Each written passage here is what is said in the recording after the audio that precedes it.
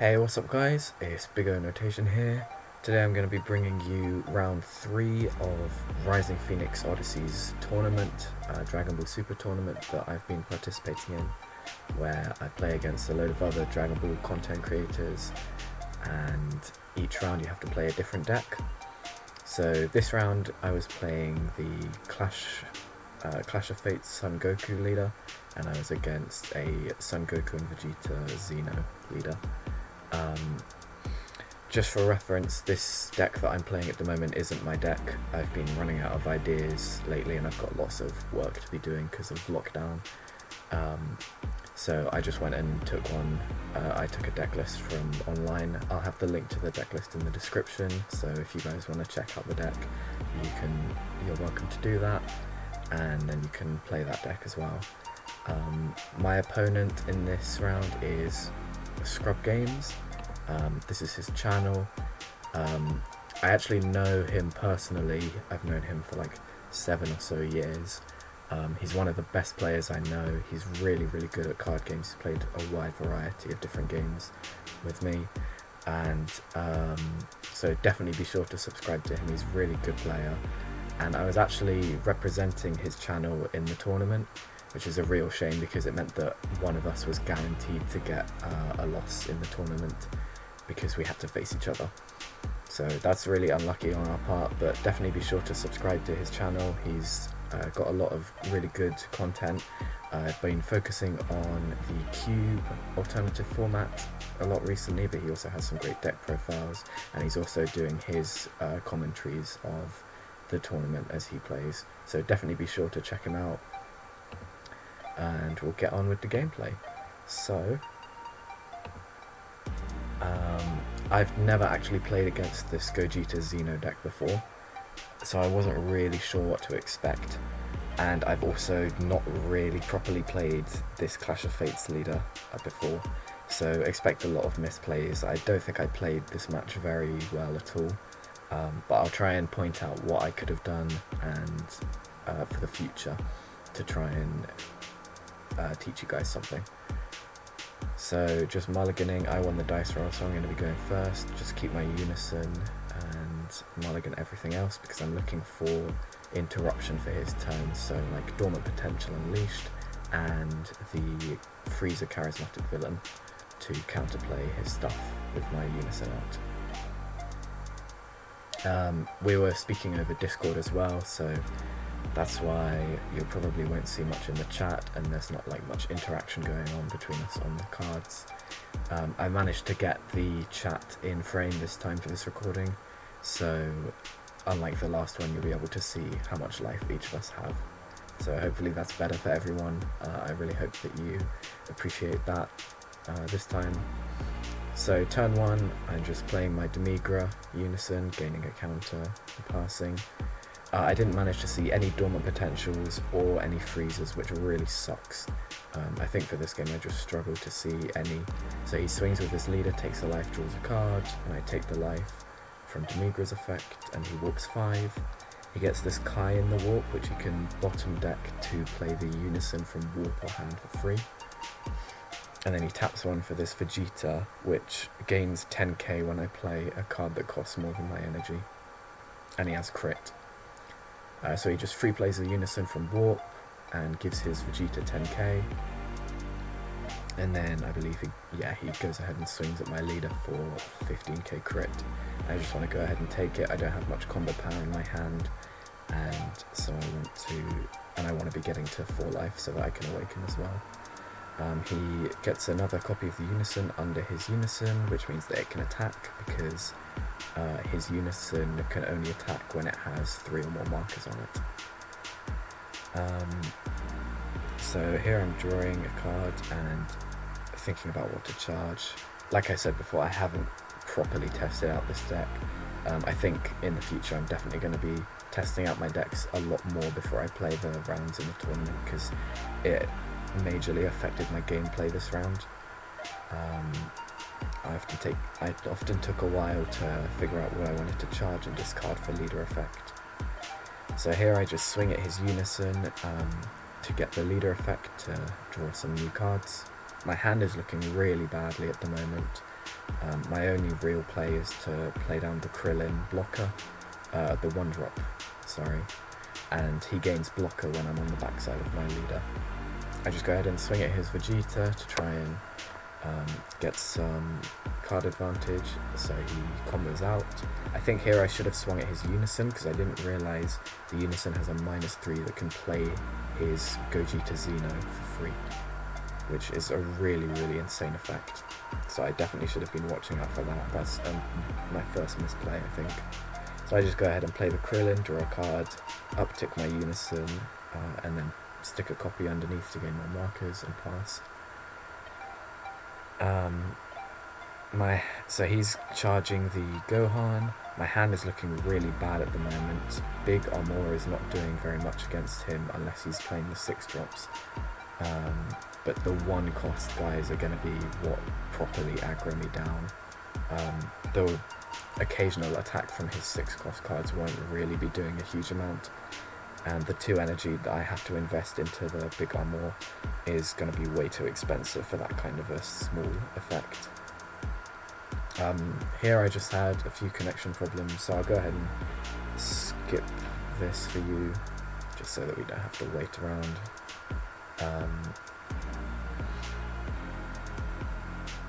I believe it takes a while to reconnect, just had some Wi-Fi issues. Yeah, so we're back. He's just having swung at my Unison, so I go ahead and down tick it. And then he warps 5 with his leader effect. In Discord he was complaining to me about how he'd not seen any of his Gogeta blockers, the one that warps a card when he comes into play. And I was laughing because I'd practically seen like no interaction with him at all.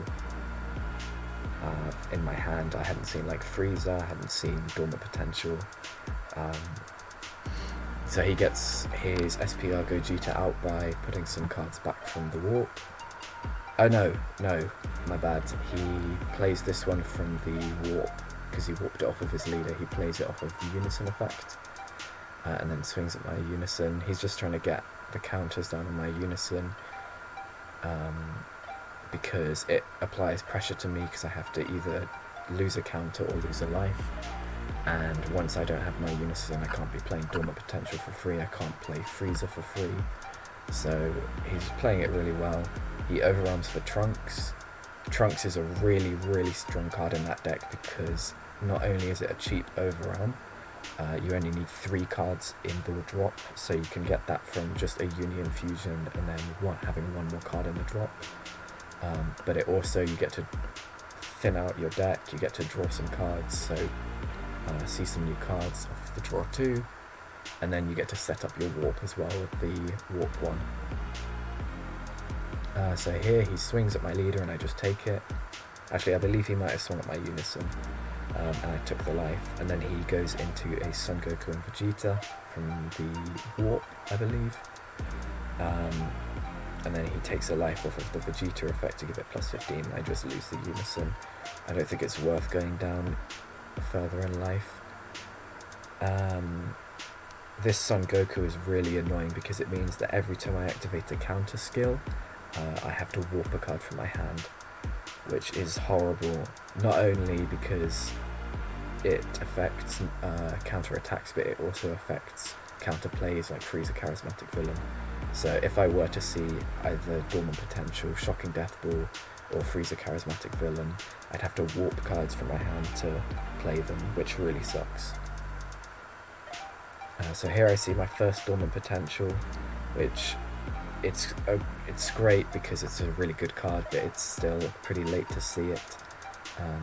I really need to be seeing it like turn 1 or turn 2. And it means that now he's got his Son Goku down, so I'll basically be losing 3 cards when I play it, because I'll lose 1 for the actual Dormant Potential itself, 1 for its discard, and then 1 for the Son Goku to warp a card from my hand. Here I'm just reading through all of his effects to make sure I'm not missing anything. The Vegeta doesn't do anything against me because I'm not going to be untapping. I think the Vegeta only really works against blue. So I'm just checking his warp, looking at all of the different cards he's got access to here. And I'll just skip along here because I think this takes me quite a while to choose what to do. As I said before, I haven't really tested this deck before the round because I was trying to keep the decks that I'm more comfortable on for later rounds. So I just went and found this one and kind of played it, which was a big mistake. I should have definitely tested out the deck beforehand, or at least chosen a deck that I was more confident on. So here I'm just trying to combo into the Goku because I know that I'll lose a lot of hand advantage when I play Dormant Potential, and I use my Ape to draw 2 because I can awaken and then untap the 2. Something that's really frustrating about playing against an aggro deck with this ClashKu deck is that you don't get the opportunity to use many of your leader attack swing effects, so you don't get to fill up your drop area because you have to wait. You have to awaken a lot earlier. Here I just go ahead and pass turn. I think I could have maybe done with playing the Demigra Unison down and swinging at either his Unison or one of his rested battle cards, because I was tapping 1 for the Dormant Potential anyway, so I wouldn't have lost out on energy. I would have just gotten an extra swing and an extra card down. So I go ahead and drop the 1-star ball and then warp 3 Shrouded because I know that I'm not going to get to turn 6 this turn. And I also have to warp Meki Kabura because he played another Son Goku, which is really rough. I'm just leaking card advantage here. I would have hoped to have been at a higher hand state than him because I've been taking so much more life, and because often when you're against an aggro deck you draw a lot more cards because you take a lot of life and you use out your super combos very early on. So I would have loved to have been at a higher hand state than him, but he had more cards in hand than me just because of those Gokus and because I had to use up so many cards to stop all of his attacks. Here he's just swinging with the leader, and then I believe, oh yeah, he plays down another Trunks time regulator, which is horrible because he's put another copy of that Kai into the warp, so he can play out a Unison for free again. And then he's Union fusing into another copy of this Gogeta, and he gets to draw off of his leader skill, and then he's using his Unison's effect to give his 1-cost cards 10k. Luckily for me, he only has 1 more attack this turn, so he chooses to swing with the Vegeta crit, and I just tap 2 for Gokunsa in order to kill, I believe I killed the Vegeta that he swung with, because it was going to go up to 25k because of his auto. The Vegeta's auto, for those that don't know, is that when your opponent plays a battle card with cost higher than their energy, he gains 10k until the end of your opponent's next turn. So it would have been 25k because I played the Gokunsa. So I decided I'd be better to kill it. Now here my hand is looking really weak. I only have 4 cards in hand and none of them are very proactive plays. So I just decide to swing, I believe I swing at his Unison, just to get the draw off and to threaten double strike on the counter. Oh no, I swung at his leader. Okay, I was about to say, I think it would have been better to swing at his leader, just because I need to pull something out of my ass to win this game here, and this turn I have to basically win. So I go ahead and use Tapion to draw a card. I draw into the Super 17, but it's too late because I'm now at 3 energy. So I just go ahead and play Demigra, and then I use Demigra's effect, and I go ahead and swing. I believe I swing at his Unison. Yeah. The reason that I swung at his Unison was because I wanted to get him down to 2 markers so he couldn't use the -3 again, just relieving a small amount of pressure. and then I get to bring out the Tapion blocker at the end of the turn, and that's my turn really. It's looking a bit hopeless for me at this point. I'm just gonna have to hope that I draw into like a Dormant Potential or a Freezer counterplay off of my super combo, but even at that point he's got another Son Goku down to warp more cards out my hand, so it's not looking very good for me. He just starts swinging at my Unison, so that if I were to have Freezer Charismatic Villain, I wouldn't be able to play it, and I just let it die. There's nothing I can do to save it. I could maybe block the attacks, but I don't want him to be swinging at my leader, so him swinging at my Unison is absolutely fine. He just uses the Gogeta effect to tap 1 and bring out a Son Goku Xeno and a Vegeta Xeno. So now if I had Dormant Potential, I'd lose my entire hand because he's got 2 of the Son Gokus, which is a real shame. Then he's able to Overwhelm again for another Trunks, and this is just where the pressure is way too much for me. He's got so many attacks, and he's going to be able to put on a lot of pressure this turn. There's almost no way that I can survive this. So here he gets down another Gogeta with the Union Fusion skill, putting a Son Goku and a Vegeta in the warp, and then he gets to warp my Krillin, which is a shame because I just lose another blocker. Then he goes ahead and swings with the Trunks, and I'm just reading through all of his cards just to check which ones I want to be blocking. I'm thinking to myself I probably want to block the critical attack with his Vegeta, so I just combo out of the Trunks attack. And then he turns out in that he has another copy of the Paikuhan Unison, so he's able to get another marker and swing with that, and then he can use the -3 effect, which is why he's comboing in this Gogeta Xeno. Then he uses the -3 of his Unison to bring out the Gogeta Xeno. The reason that I blocked that attack was because I realised that he'd be able to play a Gogeta Xeno from his drop area or warp, and I didn't want him to combo in the other Gogeta Xeno that he runs, which would then warp my blocker. So that was my reasoning behind that block. So he goes and uses the Kai to play another Paikuhan Unison. As you can see, the value of this Kai free playing a Paikuhan Unison every single turn is really, really detrimental and applies so much pressure. So here I use Cells just to get me out of the crit attack and drop him a card.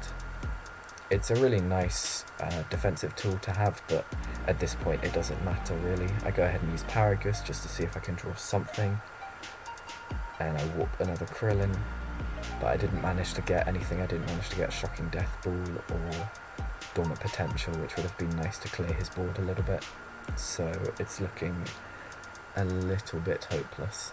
And then he goes ahead and swings with his Vegeta, which is 25k, so I can only just combo out, and I think it's worth just taking the life and hoping I draw a counter attack. Then he goes ahead and swings with the Son Goku, and unluckily for me I draw a Unison off of my life, which was the worst thing to get. Not only is it not a negate, but it offers me 0 combo power. So I go ahead and take the next life, and there's the Shocking Death Ball, which would have been a lot nicer to have earlier, but at this point it doesn't really matter. He goes ahead and swings with another Son Goku, and I just let it through because I know that there's nothing I can do. Even if I were to Shocking Death Ball it, he'd just swing with the Gogeta, and that would have been game anyway. So that's the game. That's game 1 of our match against ScrubGames. I got pretty unlucky with my draws, I'd say, because I only saw 1 Dormant Potential and 0 Freezer. But that's the downside of running a 59 card deck. And obviously, it's not my deck. I didn't play test with it at all, so I wasn't used to not being able to see cards like that. I wasn't used to having to play around that kind of aspect. So definitely make sure, note to self, my lesson for this game is just make sure to playtest before any tournament games. It will help a lot, and it will definitely improve your knowledge of the deck and knowledge of its matchups. So that's really helpful. Another lesson I learned was not to underestimate decks, especially aggro decks. Often I tend to underestimate a deck if it's not like meta or it's not seeing a lot of competitive play. But as you can see, this deck, ScrubGames' deck, just completely steamrolled me.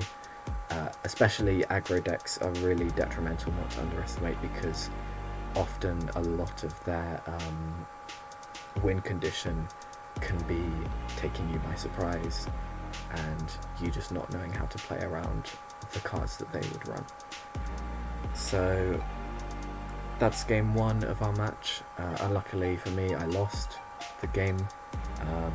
Be sure to check out game 2. I'll definitely be uploading it over the next few days, and I hope you guys have a great day. Be sure to check out ScrubGames' channel. Really good card game player. You'll learn a lot from all of his videos. He's really educational, just really good at cards. He really knows what he's doing. That's it from me for today. Be sure to check out the next game, and I'll see you in the next video.